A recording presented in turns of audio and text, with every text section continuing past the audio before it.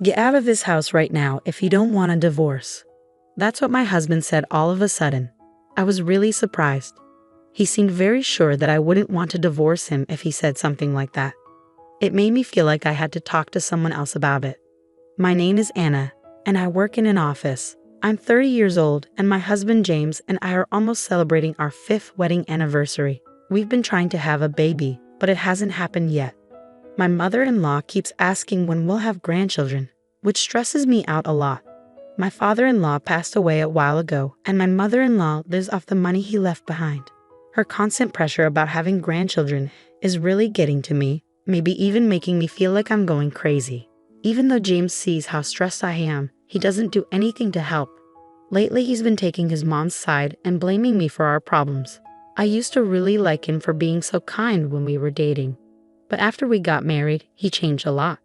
He didn't even ask me, he just decided we'd live near his parents' house. Almost every day when he's not at work, he wants me to go to his parents' house and do chores all day without any breaks. While I'm doing chores at my in-laws' house, they often go out or watch TV while laughing together. Once I got yelled at for making too much noise with a vacuum cleaner. After that, they told me not to use it and to clean with a broom and rag instead. Then my sister-in-law moved back in. She used to live nearby but had some problems and had to come back. Her coming back made things even harder for me. She has a 4-year-old daughter and wants me to make her lunch every day. When I say I can't because of my job, my mother-in-law gets mad and says, "Your sister-in-law is dealing with a divorce." My husband says, "Can't you help the family?" And my sister-in-law says, "It'll be good practice for when you have your own child." So I wake up at 4 a.m. every morning to make my nieces lunch and breakfast for my in-laws, then go back home to finish my chores and go to work. That's the tough routine I'm stuck in. And my husband doesn't help with anything at home. The only time I get to rest is during my work breaks. One day, my husband dropped a bombshell on me, "You should quit your job." I've talked to my mom and sister about it. You know she's having a hard time. Don't you understand? No, I don't get it, I said. He snapped at me and went to take a bath. I couldn't see why my sister-in-law's divorce meant I should quit my job. My husband has a low-paying job, and there are times when I earn more than him. Does he think we can live on his salary alone? Neither my mother-in-law nor my sister-in-law work. I don't understand why they can't handle the housework. Feeling like I couldn't handle it anymore, I grabbed my car keys and drove to my childhood home, which is a bit far from where we live now. My parents had moved overseas, so the house was empty. I couldn't bring myself to talk to them about what was happening. Whenever things got tough, I come here. This place is full of happy memories. While I was lost in thought, my phone rang. It was my husband. "Hey, you're gone after I got out of the bath. Are you at your parents' place again?" "Yes." "Can you stop going there every time something goes wrong?" His words didn't make sense to me. "I'll be working from here for a while, and no, I won't go to your parents' house either. Just come back home now." Feeling defeated, I went back home. Later, I quit my job in the fashion industry. My coworkers thought I might be pregnant, but they didn't know what was really going on. I never had any free time. I had to manage the household all day long. Even when I got sick with a bad cold and high fever, no one seemed to care. I felt like I was just a servant in this house, to be honest. But one day, something surprising happened. Can you guess what? My sister-in-law was getting married again, and her fiancé was a big shot executive at a major company, making a lot of money. It was quite unexpected. My sister-in-law isn't exactly what you call beautiful, and her personality isn't the best. But hey, everyone has different tastes, and there are all kinds of people out there. The whole family was excited, talking about how she was marrying into wealth. My sister-in-law, all proud, showed me a photo of the guy. Him. As I looked at the photo, my husband said something unbelievable. "Because of this, Anna, your parents' house will become my sister's family place." Hold on. That house was left to me by my parents. It's not up to you to decide. The whole family has decided. You, who depends on my money, don't get a say in this. Was the person in front of me really my husband? That house was meant for me by my father, a place for me and my future children. James should know this. Why is he being so selfish? My heart couldn't take it anymore. And to make things worse, my mother-in-law said, "You can't even give us a grandchild." Can't you do something useful around the house for once? There was no one supporting me in this house. I hurriedly packed a few things and went to my parents' house, making a firm decision. I wasn't going back. A few days later, with no calls from my husband, I thought maybe he'd changed his mind. Then the doorbell rang suddenly. It was my husband and sister-in-law. "What are you doing here?" I asked. "We thought we'd take a look around," my sister-in-law said, pushing past me despite my protests. They ignored me, wandering through the house as if I wasn't there. "This house is pretty nice," my sister-in-law said. "Good for you, Anna. When are you moving out?" My husband asked, unchanged. "My sister's wedding is coming up soon. Get it together." As I stayed quiet, my husband added, "If you don't want a divorce, leave now." My husband was sure I wouldn't divorce him, smiling alongside my sister-in-law. "Got it." Once I confirmed, my husband seemed pleased, saying it's all he wanted to hear. They're planning a family-only trip under the guise of celebrating my sister-in-law's wedding starting tomorrow. Obviously, I'm not invited. My husband told me to pack up and leave by the time they get back. Then they left, looking excited. I allowed myself a small, bitter smile. 2 weeks later, the day for my in-laws to return arrived. My phone had been ringing nonstop since morning. It was my husband, along with calls from my mother-in-law and sister-in-law. Unable to ignore it any longer, I answered. "Hey, Anna. Where are you?" "I'm at home," I replied. "Liar. You're not at the apartment or your parents' place. And what's this about a for sale sign on the family house?" "Yeah, I put it up for sale." "What? Why?" "Well, after you all laughed, I thought about it. The house you're in now just seems so dirty. I like things to be clean. I'm divorcing you." "Don't mess with me," my husband yelled. That was going to be my line. "Let's talk to our lawyers from now on," I said firmly and hung up on him while he was still yelling. On the day my husband and sister-in-law returned, I had already contacted a friend of my father's who runs a real estate company. I didn't know much about selling houses, but he kindly guided me, and we made a pretty good deal. By the way, the apartment we were living in was in my name, since my husband couldn't pass the screening process. Since I had no intention of staying there anymore, I canceled the lease while they were away and sent all of my husband's belongings to his parents' house, with them paying for delivery. Even after that, I kept getting calls from my in-laws, which I completely ignored. I recorded all the awful messages they left on my voicemail. According to my lawyer, my husband was hesitant about the divorce, even though he'd said he wanted it. It seemed he didn't want to lose his maid. I thought it would be a tough fight, but then suddenly, my husband agreed to the divorce. My lawyer told me they all showed up at his office, saying they wanted to divorce me and to do it quickly. My husband had been unsure about the divorce, but my mother-in-law convinced him that since my sister-in-law's new husband was rich, they could hire a new housekeeper with money and replace me with a younger wife. Hearing this, my husband agreed to the divorce. They also offered a small settlement if I agreed not to bother them anymore. I thought that was supposed to be my line, but I decided to accept their offer. Soon after, my sister-in-law got remarried. Life was quiet for a while after that. Taking care of myself turned out to be much easier than I expected. I wish I'd divorced sooner.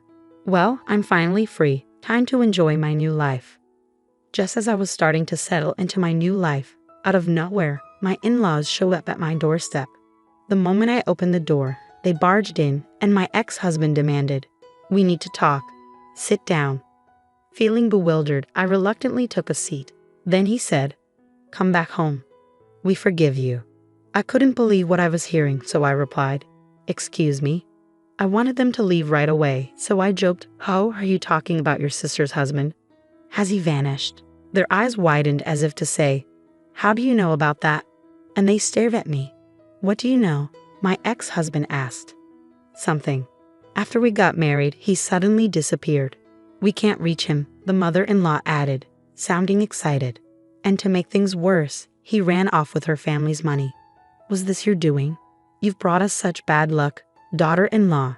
She looked like she was about to attack me. Tired of their accusations, I decided to reveal a truth to them. "Wow, I didn't know your sister liked hamburgers so much." "What? Why are you suddenly talking about hamburgers? Don't you know? Your sister's husband isn't some executive at a big company. He's just a part-time worker at a hamburger joint." Hearing this, my sister-in-law froze, speechless. I continued, Back when I was single, my friend and I used to visit different burger places. There was one where a guy always messed up orders and got yelled at. Turns out, it was your sister's husband.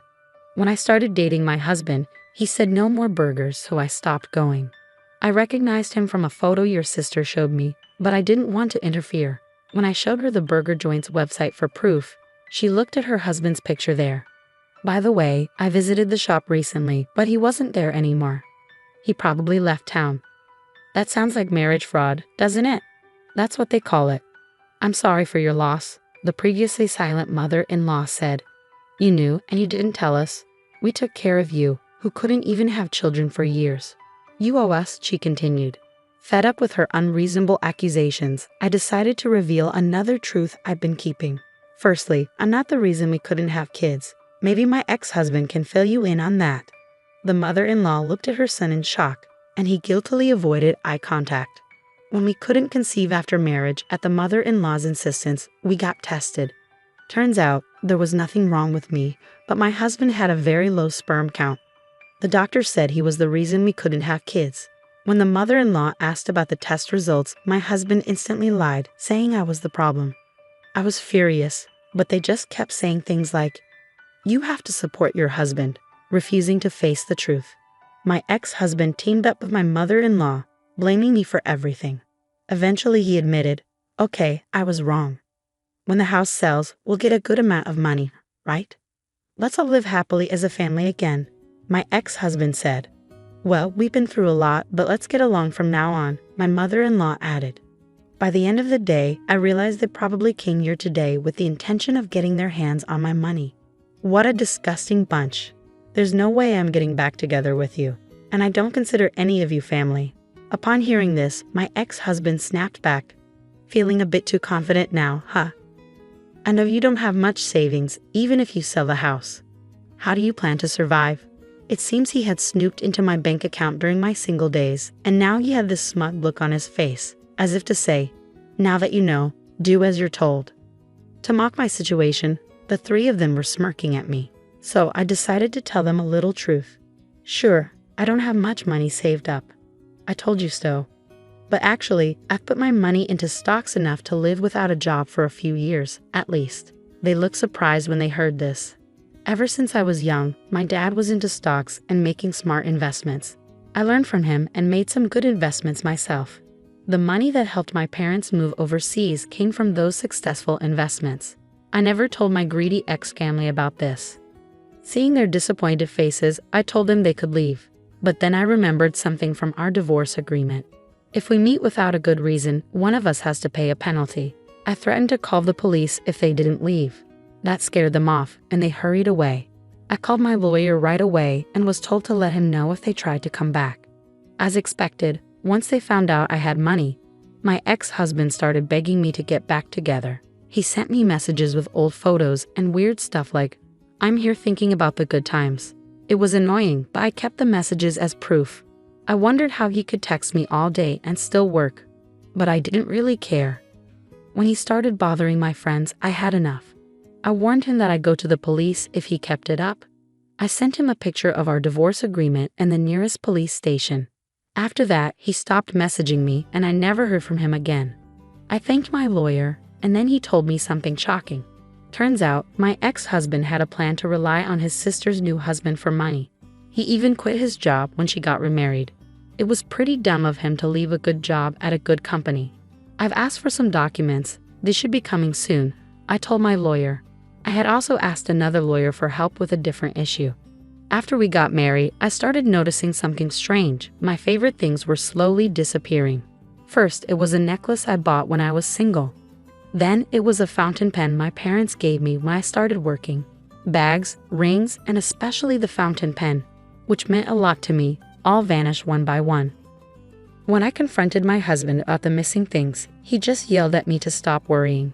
That made me even more suspicious. So without telling him, I set up a camera in our closet. What it caught was shocking. My husband and mother-in-law going through my stuff and looking pleased with themselves. And when my sister-in-law moved back in, the camera showed 3 of them instead of 2. They took advantage of me not saying anything and kept doing it. They were secretly selling my stuff for money. They probably noticed the balance in my bank account and thought they could get away with it. This went on until we got divorced, and I gathered a lot of evidence.